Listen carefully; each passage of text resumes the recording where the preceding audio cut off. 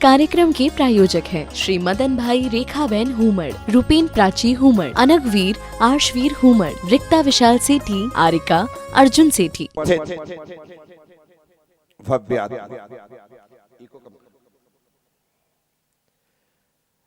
आचार्य बादिराज स्वामी एक ही भाव स्तोत्र जी के 5वें काव्य में लिखते हुए कहते हैं, लोकस एकस तमसि भगवन निर्निमित्तेन बंधु त्वय्ये वासौ सकल विषया शक्तिर प्रत्यनीका भक्ति स्फीतां चिरमधिवसन मामिकां चित्तसय्यां मय्युत्पन्नम कथमिव ततः क्लेशयोथम सहेथा।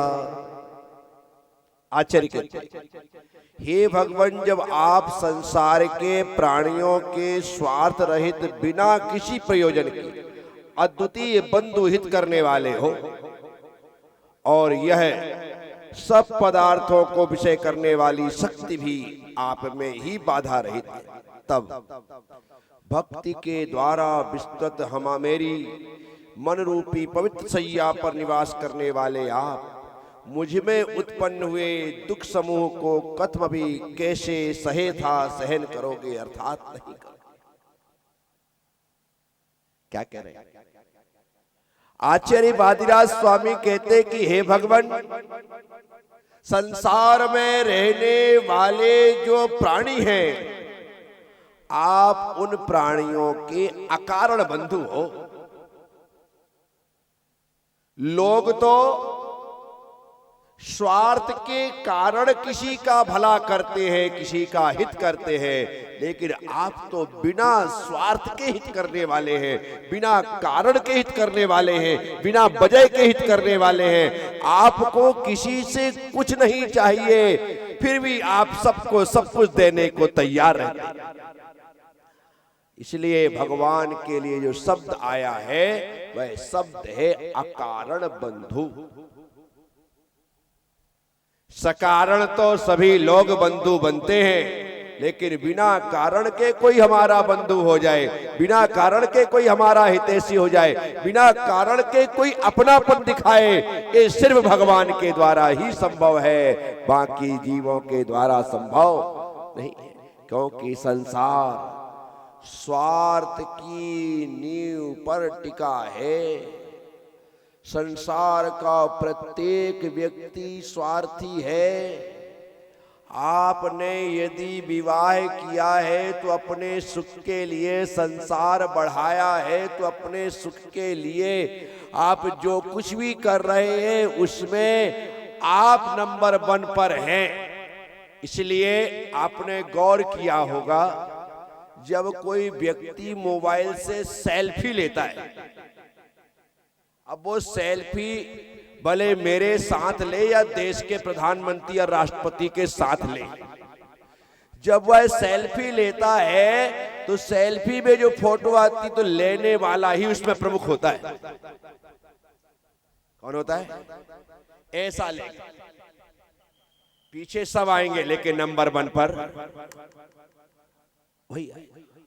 हर व्यक्ति स्वार्थी है, वो अपना हित चाह रहा है कि पहले मैं रहूं, सबसे ज्यादा हाईलाइट मैं हो, सबसे ज्यादा प्रमुख मैं दिखाई दूं। ये जहां व्यक्ति सेल्फी होगा, सेल्फीज और सेल्फी उसी शब्द से निर्मित हुई है।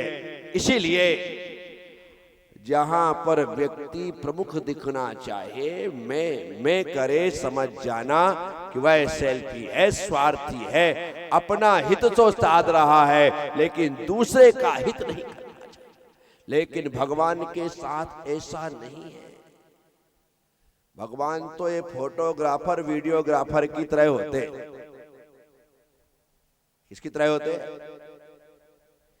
तुम्हारी फोटो खींच करके खुश है वो, तुम्हारा वीडियो बना करके खुश है वो। पूरे कार्यक्रम में वीडियोग्राफर, फोटोग्राफर रहता है, सबकी फोटो वीडियो आता है लेकिन उसका नहीं आता। क्यों? क्योंकि उसे अपनी फिक्र नहीं है। अन्यथा वो सोचे कि यार एक हाथ तो मेरी भी आना चाहिए, वो सोचता ही नहीं है। उसका काम सिर्फ अच्छे से अच्छे तरीके से प्रत्येक कार्यक्रम को कवरेज करना होता है। वो अपने को कवर नहीं करता है, वो सबको कवर करता है। इसीलिए मैं आपसे कह रहा हूं, एक स्वार्थी होना, तो संसार तो स्वार्थी है, सिर्फ भगवान ही परार्थी है, जो कि हमारे लिए अकारण बंधु बन करके हमारा हित करता है। तो आचार्य भगवान में जो हित करने की शक्ति है वो भी बाधा रहित है। कैसी है? उसमें भी किसी प्रकार की बाधा नहीं। भगवान एक साथ सारे संसार के जीवों का हित कर सकते। आपने सुना होगा जब तीर्थंकर परमात्मा का जन्म होता है तो एक क्षण के लिए ही सही तीनों लोक में शांति छा जाती है। नरकों के नार की भी एक क्षण के लिए लड़ना, झगड़ना, मारना, पीटना बंद कर देते हैं और उन्हें भी उस क्षण शांति का एहसास होता है। जिस नरक में अशांति के अलावा कुछ नहीं है, उस नरक में भी तीर्थंकर भगवान के जन्म लेते ही शांति का एहसास हुआ।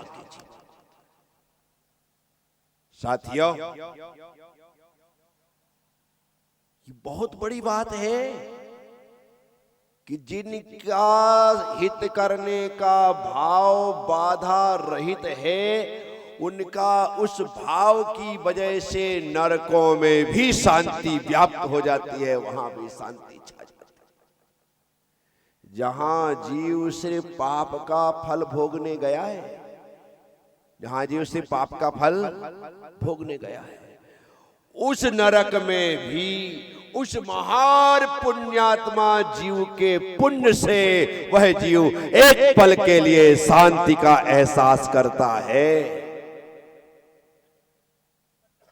एकदम से रोता हुआ व्यक्ति, एकदम तड़पता हुआ, छटपटाता हुआ व्यक्ति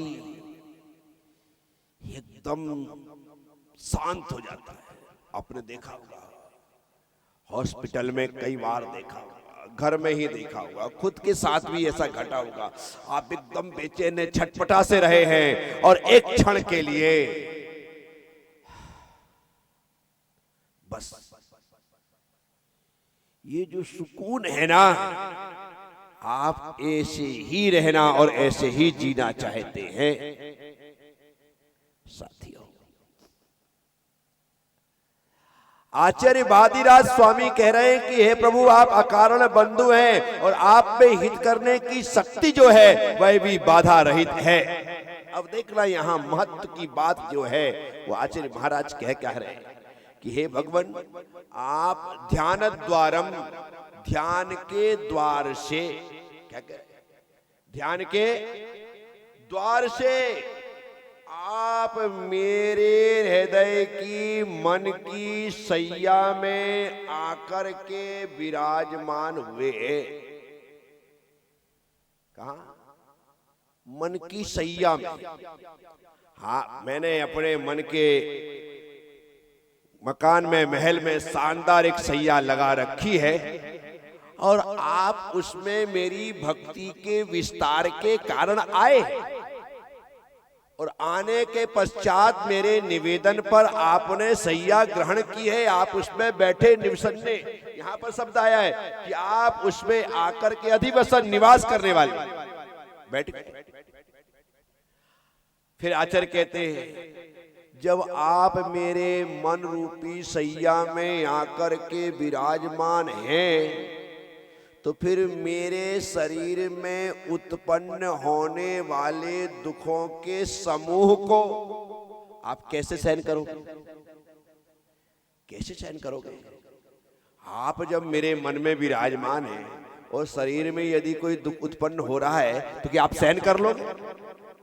आप जहां पर रह रहे हैं, जहां पर आप निवास कर रहे हैं, वहां पर यदि किसी प्रकार का कोई कष्ट उत्पन्न होता है, कोई तकलीफ होती है, तो आप उसे दूर करते या नहीं करते। उदाहरण के तौर पर आप किसी धर्मशाला में मेहमान हुए और आपके कमरे में ही कोई ऐसी घटना घट गई है, आग लग गई है या कोई जीव जंतु, विषैला जीव जंतु आ गया है, तो आप क्या करेंगे? उसे बाहर निकालने की कोशिश करेंगे, आग को बुझाने की कोशिश करेंगे, नहीं करेंगे? नहीं, धर्मशाला मेरी थोड़ी है, मैं इसका मालिक थोड़ी हूं, जिसको करना करे। नहीं, हम जहां पर रहते हैं उस क्षेत्र की रक्षा करना हमारा दायित्व होता है। बस भक्त भी भगवान से कह रहा है, जब आप मेरे भक्ति के विस्तार की वजह से मन रूपी सैया में आकर के निवास कर रहे हैं, तो फिर मेरे शरीर में उत्पन्न होने वाली बाधाओं को, व्याधियों को आप कैसे सहन कर सकते हैं? अर्थात आप सहन नहीं करेंगे, और जब आप सहन नहीं करेंगे तो आप मेरी समस्त बाधाओं को दूर करेंगे। ये भाव है आचार्य वादिराज स्वामी का, क्योंकि वे कुष्ठ रोग से पीड़ित थे। किससे पीड़ित थे? कुष्ठ रोग से पीड़ित थे।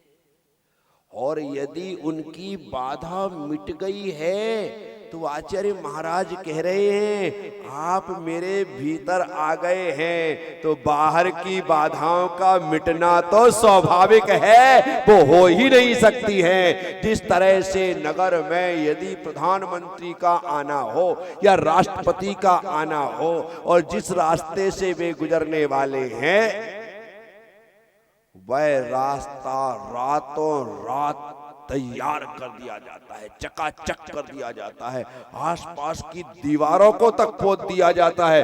ऐसा नीट क्लीन करके यहां से राष्ट्रपति निकलने वाले हैं, रुकने वाले नहीं है। क्या करने वाले हैं?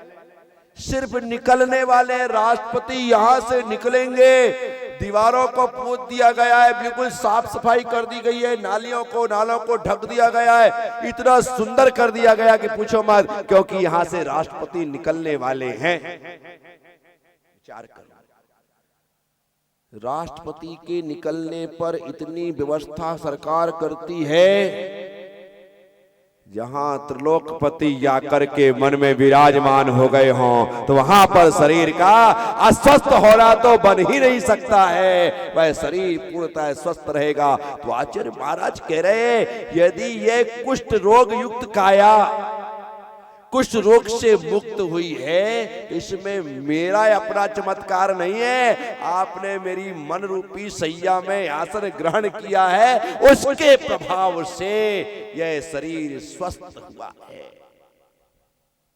इसलिए मैं आपसे कह रहा हूं, अपने मन में भगवान को विराजमान करो, तन आपका 100% स्वस्थ रहेगा।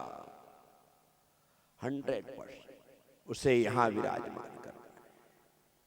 लेकिन हमने तो भगवान को मंदिर में विराजमान कर दिया है और अपना काम पूरा कर लिया है। मंदिर में तो भगवान इसलिए विराजमान किए जाते हैं ताकि इतने बड़े नगर का एक छोटा सा हिस्सा, छोटा सा भूखंड पवित्र बना रहे। इस नगर की पवित्रता को बनाए रखने के लिए छोटे छोटे भूखंडों में मंदिर बनाए जाते हैं ताकि नगर विशुद्ध बना रहे। यदि मंदिर ना हो तो पूरा नगर अशुद्ध रहे। मंदिर होते हैं तो इतना एक स्थान 50 बाई 50 का, 50 बाई 100 का, 100 बाई 200 का, इतना स्थान शुद्ध रहता है। इतना स्थान, इसलिए हमारा मकान बनता है ना, इतना बड़ा मकान बनाते हैं हम, डुप्लेक्स बनाते हैं या मल्टी बनाते हैं या कोठी बनाते हैं या बंगला बनाते हैं, सब कुछ करते हैं। अपना रूम देखो तो आप आज की तारीख में कोई छोटा सा रूम नहीं बनाना चाहता है। खुद का बेडरूम बनाएगा तो 18 बाई 20 का तो कम से कम चाहिए। 18 बाई 20 का तो कम से कम हाँ लगे ऊपर रह रहे उस कमरे में। बाथरूम देखो तो वो अलग है ना, 18 बाई 20 का तो रूम ही है आपका। उसके बाद बाथरूम आदि देखो तो वो बाथरूम भी ये छोटा मोटा नहीं, 10 बाई 12 का तो बाथरूम चाहिए। इससे छोटा क्या, अन्यथा मजा ही नहीं आता है, कंफर्ट नहीं रहता है। ठीक भाई, 10 बाई 12 का बाथरूम। इतना बड़ा तुमने बाथरूम बनाया, इतना बड़ा तुमने रूम बनाया, सारे बच्चों के रूम बड़े बनाए, माँ बाप के रूम बड़े बनाए, अपने किचन शानदार बनाया है, अपने डाइनिंग अच्छी बनाई, अपने सारे स्थान अच्छे बना लिए, हॉल भी बहुत अच्छा बनाया, सब बड़े बड़े हैं। लेकिन जब भगवान के मंदिर की बात आती है तो जल्दी बोलो। एक छोटा सा मंदिर ला करके यहां पर ईशान कोण में लगा देंगे, क्या कहते हैं? तुम्हारा बेडरूम 18 बाई 20 का रूम, बाथरूम अलग, सब बड़े बड़े हैं। भगवान का मंदिर की बात आती है तो हाँ, ये 4 बाई 4 का तो बहुत हो गया, 4 बाई 4 का तो इसने विराट परमात्मा के लिए 4 बाई 4 का बहुत हो गया, 4 बाई 5 का बहुत हो गया। हाँ, यहाँ पर बालकनी में कर दो, बाहर अच्छा रहेगा, शुद्धता बनी रहेगी, बालकनी बाहर के बाहर, हाँ, बाहर बिठा ले बेचारे भगवान को। आप देखो, आपकी प्लानिंग में देखता हूँ नक्शे लोगों के, हाँ ये बालकनी में बाहर बढ़िया है, यहाँ पर कबूतरों के साथ रहेंगे।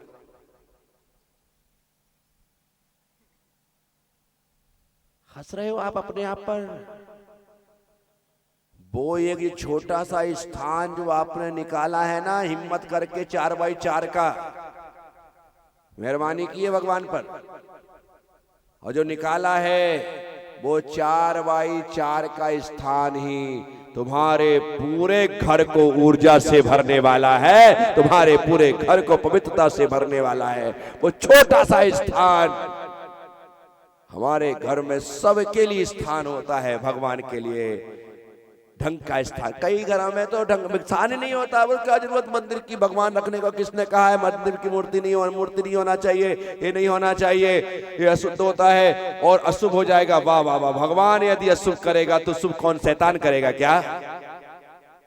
पहले के समय में घर घर में मंदिर होते थे, और घर घर में मंदिर होने से हर घर में संस्कार होते थे, पूजा पाठ होती थी, भक्तियां होती थी, सब कुछ चलता रहता था, इसलिए वो प्रक्रिया होती थी। अब तो हमने घर में एक चित्र भी व्यवस्थित लगाने का भाव छोड़ दिया है कि नहीं, कहीं इससे भी अशुभ ना हो जाए। याद रखिएगा, जो अशुभ होने वाला होता है, भगवान का एक छोटा सा चित्र भी उस अशुभ को शुभ में परिवर्तित कर देता है। इसलिए घर में भगवान का स्थान बहुत जरूरी होता है। घर में भगवान का स्थान, मन में भगवान हो और मकान में भगवान हो।